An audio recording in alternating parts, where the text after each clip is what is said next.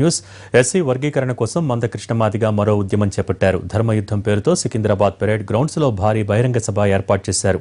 ధర్మయుద్ధం సభను లైవ్ ద్వారా చూద్దాం.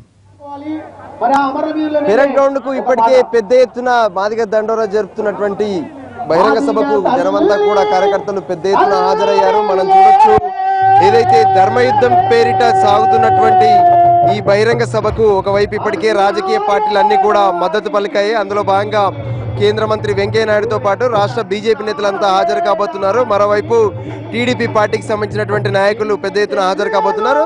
అటు కాంగ్రెస్ పార్టీకి సంబంధించి ఢిల్లీ నేత దిగ్విజయ్ సింగ్ కూడా హాజరు కాబోతున్నటువంటి ఈ నేపథ్యంలో ఇప్పటి వరకు రిజర్వేషన్ల కోసం ఎంతో పెద్ద ఎత్తున పోరాటం చేశాము. కానీ ఇప్పటి వరకు ప్రయత్నాలన్నీ కూడా విఫలమయ్యాయి. పోరాటాలు చేస్తూ పెద్ద ఎత్తున ప్రజల్లోకి పోయాము. కానీ ఇక చివరి పోరాటంగా మేము మా వంతు ప్రయత్నంలో భాగంగానే ధర్మయుద్ధం పేరిట ఈరోజు పెరేడ్ గ్రౌండ్ లో బహిరంగ సభ నిర్వహిస్తున్నాం. దీనికి పెద్ద ఎత్తున తరలి రావని చెప్పి మందకృష్ణ పిలుపునిచ్చారు. అందులో భాగంగానే జనం పెద్ద ఎత్తున తరలిచ్చారు. పూర్తిగా కూడా ఫ్యామిలీస్ తో పాటు రావాలన్నారు. మరోవైపు తెలుగు రాష్ట్రాలే కాదు, అటు తమిళనాడు, కర్ణాటక, మిగతా మహారాష్ట్ర, మరోవైపు ఇతర ఒరిస్సా ప్రాంతాల నుంచి కూడా మాదిగలంతా కూడా ఇక్కడికి చేరుకున్నటువంటి పరిస్థితి. అయితే ఇదివరకు గతంలో జరిగినటువంటి ఎంఆర్పిఎస్ ఉద్యమాల నేతృత్వంలో ఇక్కడ కూడా నేపథ్యంలో పెద్ద ఎత్తున పోలీసులు మోహరించున్నారు. ఏదైనా ఉద్యమకారులుగా ఏదైనా పిలుపునిస్తే ఏం చేయాలనే దానిపైన ఇప్పటికే పెద్ద ఎత్తున డీసీపీ స్థాయిలో ఇక్కడ బందోబస్తు ఏర్పాటు చేసినటువంటి పరిస్థితి కనిపిస్తుంది. మరి కాసేపట్లో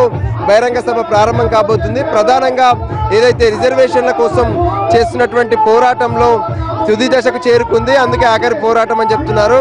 అటు ప్రస్తుతం జరుగుతున్నటువంటి శీతాకాల సమావేశాల్లో ఈ ఎస్సీ వర్గీకరణకు సంబంధించినటువంటి బిల్ పెట్టాలి.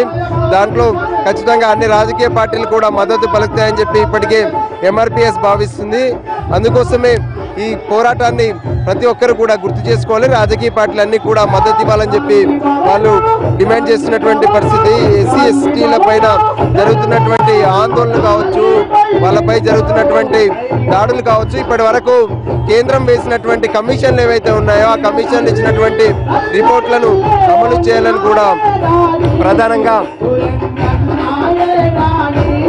ప్రధానంగా ఎంఆర్పిఎస్ డిమాండ్ చేస్తుంది. అందులో భాగంగానే ప్రస్తుతం ఈ చేస్తున్నటువంటి పోరాటం తుది దశకు చేరుకుందని చెప్పి ఎంఆర్పిఎస్ అధినేత మందకృష్ణ మాదిగ భావిస్తున్నారు. ఇక ఖచ్చితంగా ఇది చివరి ధర్మయుద్ధం మహాసభ ద్వారా ఈ శీతాకాల పార్లమెంట్ సమావేశాల్లో కాంగ్రెస్ ఖచ్చితంగా కేంద్రంలో బిల్లు పెట్టే అవకాశాలు ఉన్నాయని చెప్పి ఆయన భావిస్తున్నారు. అందులో భాగంగానే ప్రస్తుతం జరుగుతున్నటువంటి ఈ సభలో కేంద్ర మంత్రి వెంకయ్య నాయుడు, అటు కాంగ్రెస్ సీనియర్ నేత దిగ్విజయ్ సింగ్ కూడా ఈ మాదిగలకు సంబంధించినటువంటి రిజర్వేషన్ల వర్గీకరణ కోసం ఒక ఫైనల్ గా వాళ్ళొక హామీ ఇచ్చే అవకాశం ఉంది. ఆ హామీ కోసమే మేమంతా కూడా ఎదురు చూస్తున్నామని చెప్పి వాళ్ళు చెప్పినటువంటి పరిస్థితి. ఇప్పటికే పెద్ద ఎత్తున చేరుకున్నటువంటి కార్యకర్తలకు మరి కాసేపట్లో మందకృష్ణ వేదికపైకి వచ్చి దిశానిర్దేశం చేయబోతున్నారు.